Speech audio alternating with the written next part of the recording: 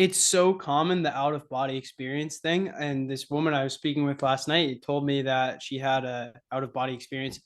Um, I personally have had, this is some time ago, but I believe I had something similar to that where I didn't quite leave my body entirely. Um, but I was getting pulled out and it was extremely uncomfortable because there was an involuntary thing with some substances involved. Um, but yeah, I blacked out one time and like went to a different dimension. That happened too. Um, but I just wonder, like, I mean, like we're not like really leaving our body. I think we're really going inward into a different space. Hmm.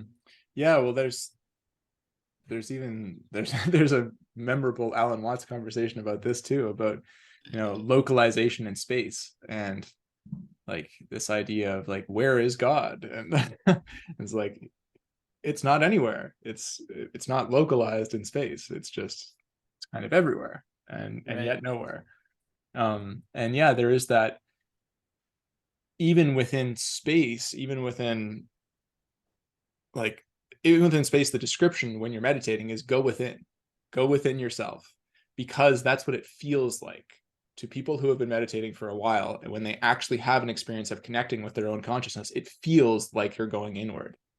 Whether you're actually physically going inward or not is up for debate. Where are you going?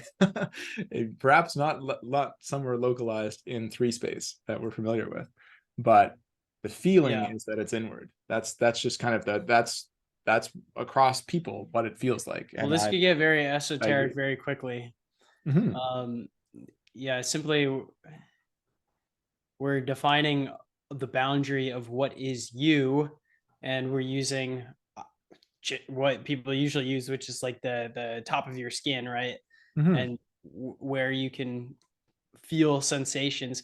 So if someone touched the table, I wouldn't sense that if I wasn't looking at it. Therefore, it's not me. But if someone touches my skin, then I sense it, and then so that must be me.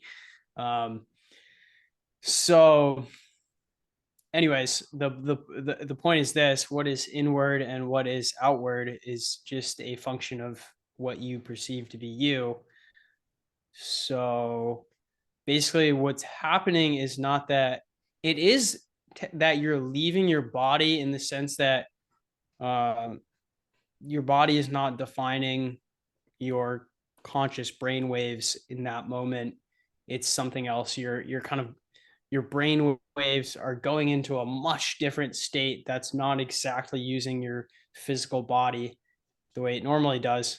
So that's why it feels like you're leaving your body. Your the definition of you is no longer your body in that moment, and that's why we say we're leaving your body. But it's not as if you're getting pulled, like you're going just to a different part.